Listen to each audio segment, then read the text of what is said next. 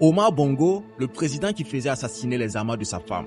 Le président gabonais Omar Bongo a beaucoup souffert des infidélités et soupçons d'infidélité de sa femme.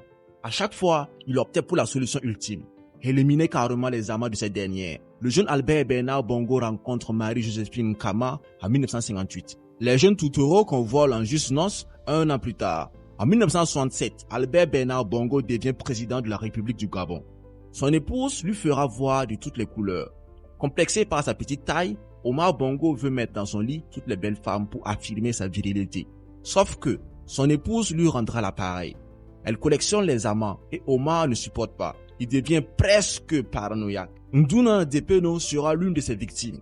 C'était un enseignant, un écrivain, poète, dramaturge gabonais. Il avait épousé de manière coutumière en première noces Joséphine Kama, alias Patience Dabani, la future femme du président Bongo. Bien que mariée au président de la République, Joséphine n'avait pas oublié cet amour de jeunesse. Omar Bongo voyait d'un mauvais œil cette ancienne relation, d'autant plus qu'il accusait même Nduna Depeno d'être opposant. Nduna Depeno est assassiné devant son domicile du quartier à Kébé, à Libreville, par 3 éléments de la garde présidentielle le 17 juillet 1977. Les circonstances de sa mort n'ont jamais été élucidées, mais on parle de crime passionnel.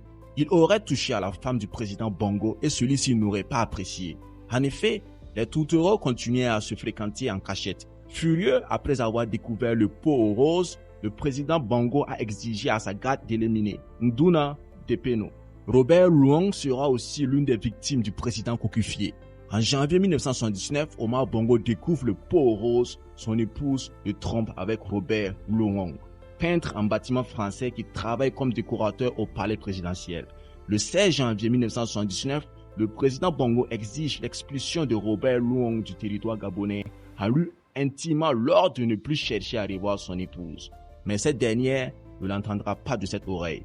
Venue accompagner son mari en visite privée à Paris, Marie-Jo décide de forcer compagnie au président pour une escapade amoureuse avec son amant dans un hôtel parisien.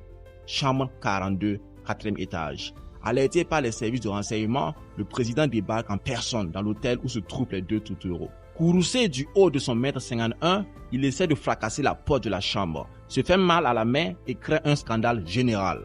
Un commissariat parisien intervient, mais l'Élysée lui intime l'ordre de couvrir l'affaire et de la classer sans suite. Blessé dans son amour-propre et dans sa fierté, le président gabonais décide d'utiliser ses réseaux pour liquider sans autre forme de procès la mort de son épouse. Le 27 octobre 1979, à 22h50, Robert Luong, 39 ans, est abattu par 2 inconnus sur le parking de sa résidence de Villeneuve-sur-Lot. Secret d'État. Le Gabon va décider d'indemniser la famille de la victime afin qu'elle garde le silence.